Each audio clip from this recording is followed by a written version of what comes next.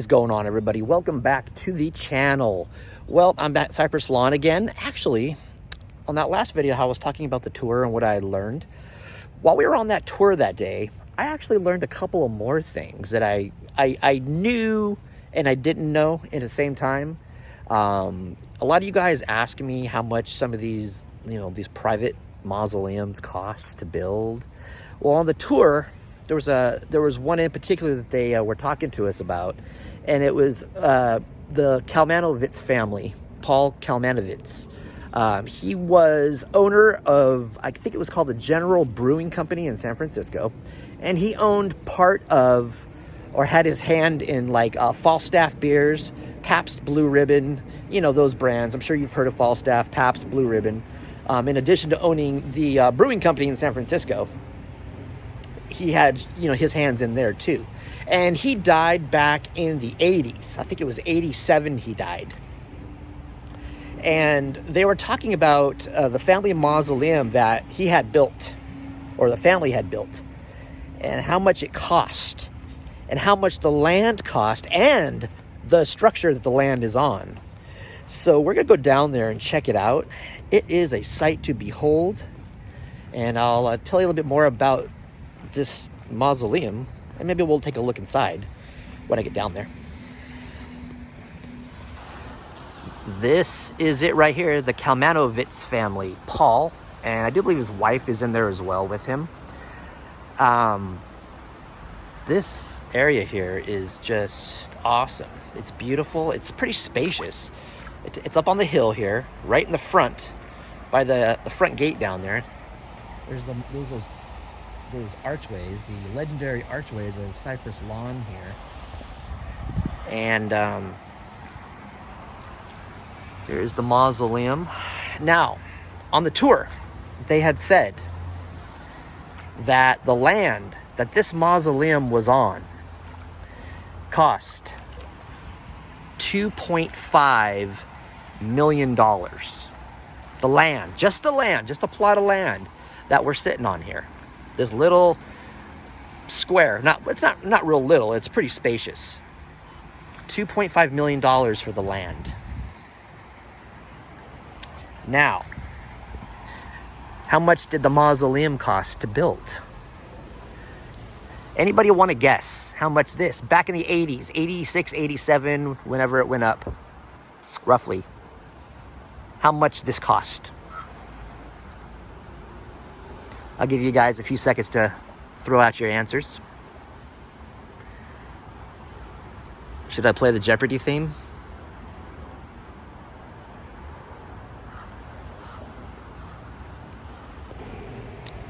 Give up yet? This mausoleum to build back in the 80s was another $2.5 million. Now, of course, this family had it. They bought the land for 2.5. They built this for 2.5. $5 million total for this entire enchilada, the shebang. That is mind-blowing. A lot of you guys always ask me, hey, Tony, how much do you think that cost? Well, on that tour, I found out how much this thing cost. It was all together. I'm sure that wasn't even that was probably not even including tax. It was $5 million. So let's check this thing out. It's kind of dark in there, so let's go. It's quite the sight to behold. It's beautiful in here. And there's Paul right there on the left. They got the plants covering. But look at this in here. It's stained glass. It's Paul and his wife.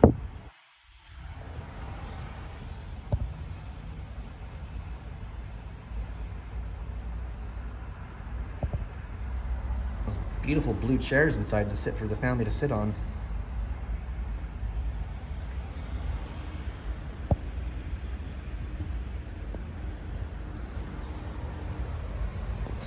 Pretty mind-blowing, wasn't it? That was 1980s prices. Today, how much the cost to build that today, right now, today as we speak, I'm willing to bet it's probably because of California and how expensive we are here. I would think maybe something like that today might be 10 million. You know, the way things have gone up, I would say 8 to 10 million today in today's money, today's time. It was crazy, but that is definitely mind-blowing. I'm going to show you guys a couple more things while I'm here. I'm out here in the rain. It's just drizzling, not too bad. So I'm going to show you guys a couple more things and show you another one that I learned something about another little family mausoleum over here. It's the Pope family, so let's get on over there. Before we get over there, I want to talk about this structure. It is the other columbarium that Cypress Lawn has. In the last video about the other one, the peach one that's out there that I did, how they talk about how they finished floors 2 and 3 and put the money into it. I think when they complete that project, they should probably put money into a project to fix this up too, so people can go inside. It was, from what I understand, it was damaged by an earthquake or earthquake damage. I think it was back in the 1950s. So it's been closed ever since. But I think if they put money into anything else out here after the main columbarium project is finished, they should probably put money into fixing and restoring this right here, because this one is beautiful and I would love to be able to go inside of this one. I'm just fascinated with this because it's got one of those spiral metal, oh, hi. It's got one of those metal spiral staircases that goes upstairs because there's an upper level as well. It just looks cool. It just looks cool inside. But like I said, my opinion only, if they put money into anything else in the cemetery to fix or restore, it should be this one right here. I know it's kind of, the focus is getting wacky on this, but yeah.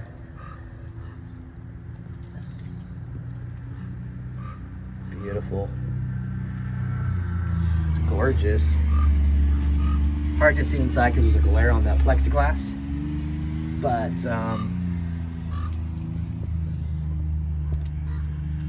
there's urns and whatnot in there. But I hope they at some point put some money into fixing that up.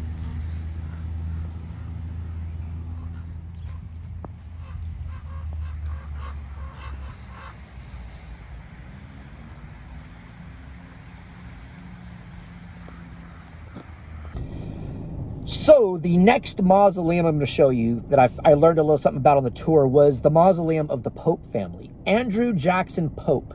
He was a businessman and he made his fortune in the lumber business. They were into lumber. He was originally buried at Laurel Hill in San Francisco. Around 1895-ish, 1900, San Francisco started to outlaw all new burials within city limits because, one, a lot of the residents were kind of weird about living so close to cemeteries because San Francisco had so many. I guess they were around a lot of, populated areas, and people were kind of, I guess they thought maybe back then when I was reading, for health reasons, they didn't want to be living so close to cemeteries.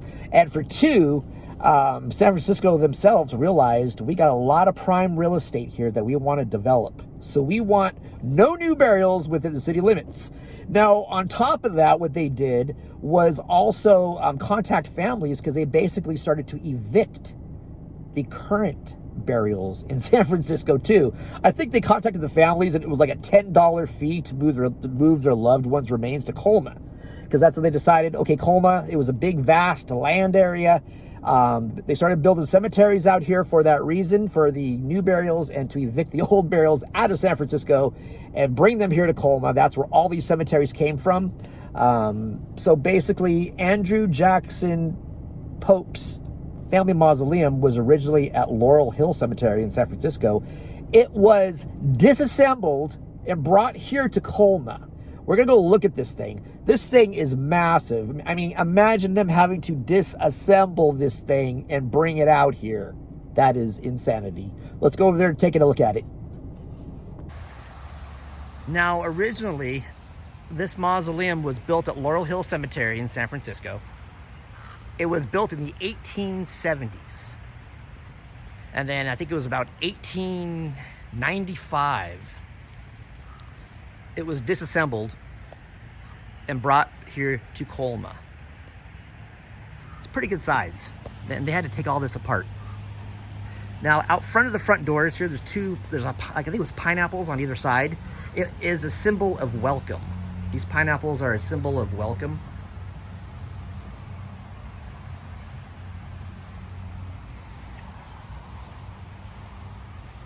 And the star of this is inside. I don't know if you can see it already.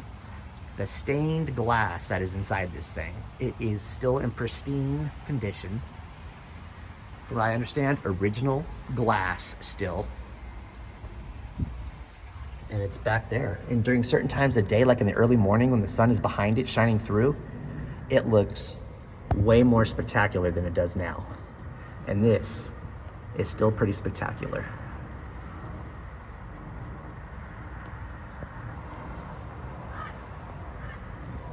And there's a couple of urns back there too, more family members. Those look pretty recent. A couple of urns back there as well. I'm not sure if this one right here on this table, that might be an urn, a big urn as well.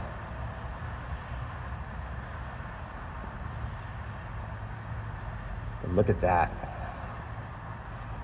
And there's more urns on the floor. I think there's more family members. They were into horses, I think. There's horseshoes as well. Hard to see on the sides. Everyone's kind of like up on the sides of this thing. But there's some of the nameplates there. Florence Pope. It's kind of hard to make out through this glass. But yeah. Now, I never found out how much this one cost to build, but if it was in the 1800s, 1870s, 90s, probably a lot by their standards, but probably by ours, it would probably surprise us, because I've heard of stuff like this only costing about 60, 70 grand back in those days. Not this exact one, but ones that are similar to it.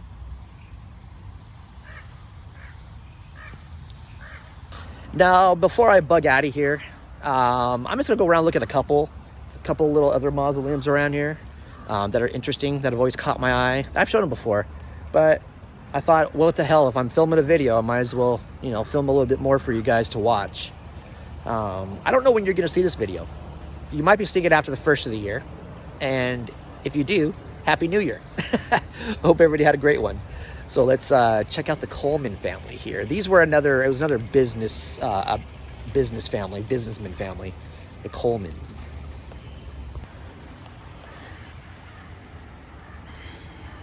This one, I love these. See, these are basically built into the side of the hill. Insanity.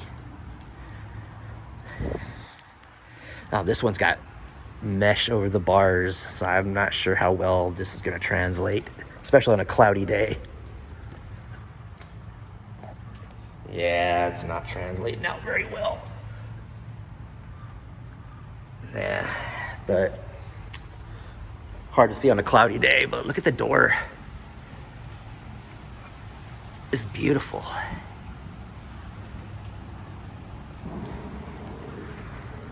It's even got little side areas to sit.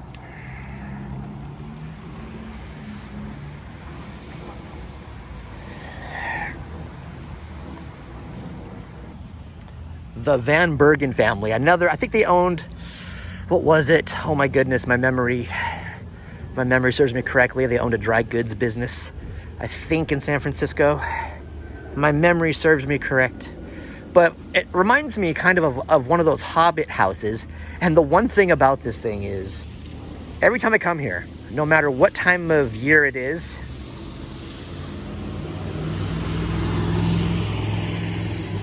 it's always flooded. These stairs that go to the door, always submerged in probably like 3 or 4 feet of water, maybe 2 to 3 feet, I would guess.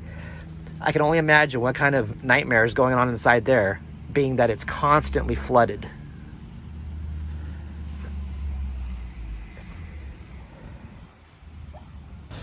We're gonna take a look at one more here. It's the Eyre family, E-Y-R-E, the Eyre, I think that's how you pronounce it, Eyre family. Edward and family. Edward was into mining. He was an authority, supposedly, on mining properties. And he was a big well-to-do guy in San Francisco, part of the financial, I guess, part of San Francisco, financial community or whatever. So let's look at their family mausoleum or family area here. Another one built into the side of the hill, which is really, really cool, really, really awesome. Let's check it out. This thing, woohoo!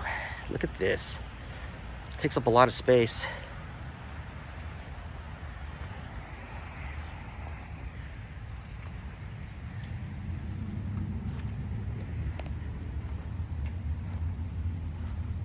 This thing is just massive. Beautiful. Just the rich histories that are buried in these cemeteries in Colma. And not just financially rich, just history that's buried here in Colma. You know, I'm loving this. I love this gig. So interesting. That's the door, design of the door. Now, it's supposedly, when I was reading, the family crest is on the floor in the tile. The floor is pretty dirty. Let's see if I can get my light turned on here. Floor is pretty dirty. There's a lot of vases and stuff on the floor. The family crest is right there on the floor, supposedly. It's probably right there in the center, I think, right there. But it's covered in dirt. It's a tile floor, and the family crest is on there. I think they said some kind of boot or something. But yeah, it's right there.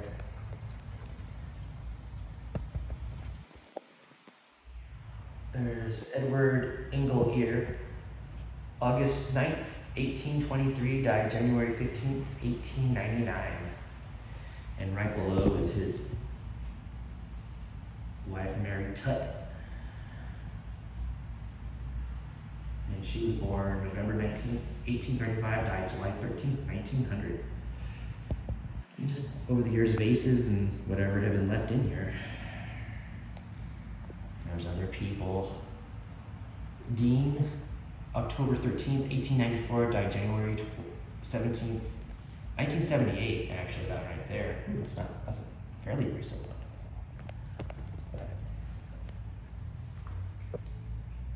This is crazy.